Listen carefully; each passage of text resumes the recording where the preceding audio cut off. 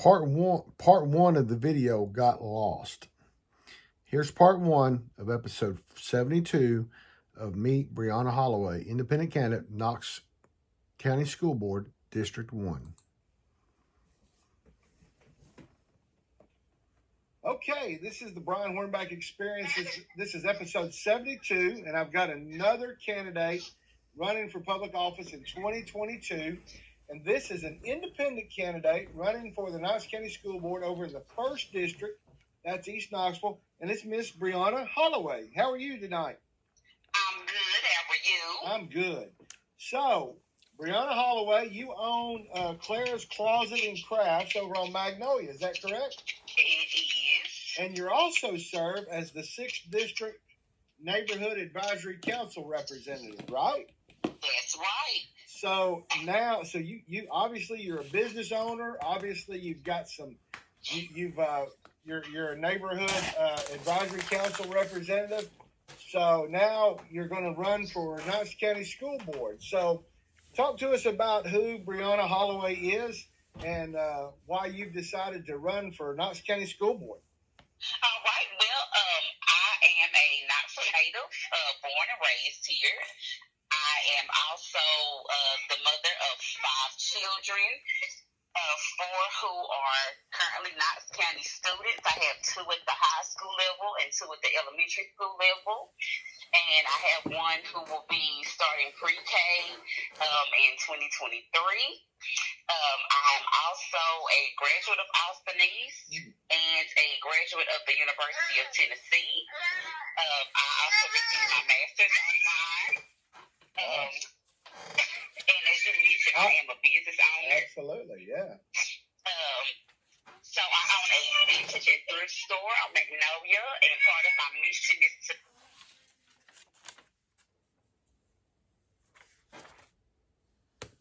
give back to the community. I've been involved with several community-based organizations. In the past 3 years, I won't go into listing all of those. Oh, sure. Yeah, I've been a social justice advocate and an outspoken member of this community for several years, and I'm running because I want to be able to take my advocacy to another level, and this is a perfect position for me because everything that happens in Knox County schools has a direct effect on my household. Right. Well, and I mean, I was on the school board 20 years ago, and one of the reasons I decided to run and get elected to the school board 20 years ago is because I too, at that time, had kids in school. So I can certainly appreciate that.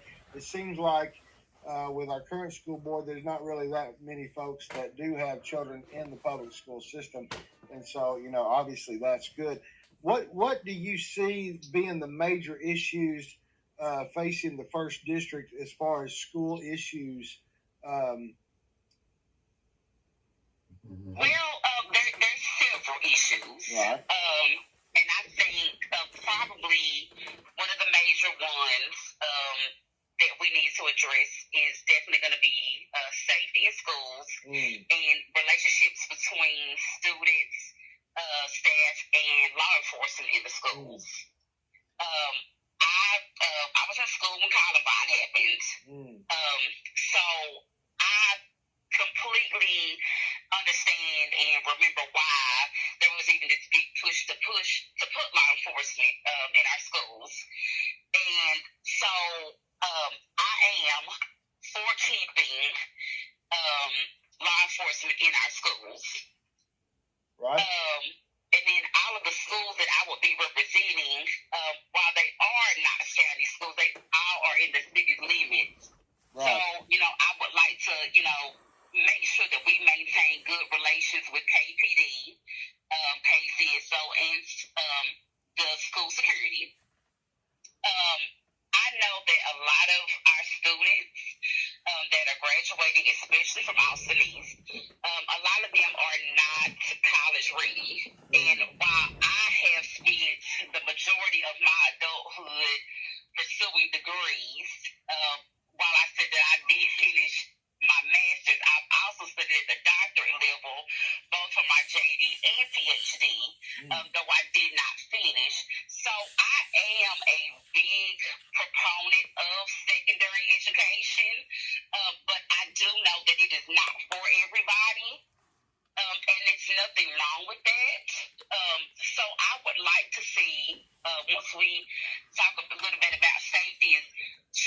bring back some technical trade and straight to career from high school options.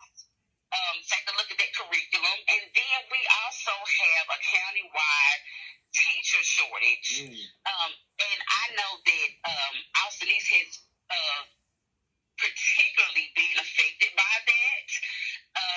And I don't think enough has been done to try to recruit and retain qualified teachers or even qualified staff, because I think that, our TAs, our custodians, and our cafeteria workers and bus drivers do so much to carry the day-to-day responsibilities and needs of our school system, but they're definitely underappreciated and underpaid. And so those would probably be my top three right there. Well, and I even remember, and you bring up an interesting point, because the employees you talk about, the teaching assistants, the educational assistants, the janitors, the cafeteria workers, the bus drivers, they interact with every child that comes through the Knox County school system. That's right. Whereas teachers, typically have, particularly in the elementary school, they have their 25 or 30 students, and so, but those other people who are the underpaid backbone of the school system, they're interacting with every one of them, because they're all walking through the hallways, they're all getting on the bus, they're all getting off the bus, they're all going through the cafeteria. So you bring up an interesting point, and I know there's been a movement with the city administration, with Mayor Kincannon and City Council, to bring all their pay up to at least $15. Would you be in support of them with Knox County Schools, at least with those positions that we've talked about, those being what they call the classified, because teachers are considered certified. So the classified employees, would you be in support of starting that salary at a $15 or higher range in order to retain and get good quality classified employees? I absolutely would. I think $15 is sort of meeting the bare bones of what one would consider a living wage, and I also think it either matches or surpasses a lot of the wages that other entry-level positions are paying. And I also used to work for the city of Knoxville. I worked in the 311 department off and on for several years, between 2009 and 2020. And I also worked for the state of Tennessee in the Department of Human Services. So I've been in that public service sector off and on for years, and I was one of those that was underpaid but was doing a lot of the frontline work. So I absolutely know firsthand how it feels to be a public servant, and then at the end of that 2-week period, or on the 15th and the 30th of the month, you're looking at your bank account and trying to figure out how you're going to turn it, 15 cents into $1 to pay your bills. So, I'm all for the underdog, and I'm all for being realistic. And like I said, I've been in their shoes, so I'm definitely for starting out at a minimum $15 pay. Well, that's great. And I also note that a lot of the schools in the city, and in particular in the first district, a lot of those really haven't had any attention. I know Lonsdale, I'm not sure if Lonsdale's in the first district or not, but Lonsdale's getting a new school. And so there's also a lot of situations where I guess the school system really needs to kind of look at those school buildings and see kind of what's going on with the facilities there. Do you see that as an issue as well? I definitely do. I have a buddy I met that serves on the neighborhood advisory council as well, and she lives in the Lonsdale neighborhood. And her and I had an extensive talk about what was going on with the current building with Lonsdale Elementary, and how needed and overdue the new elementary school was needed in the area. I live in Mechanicsville.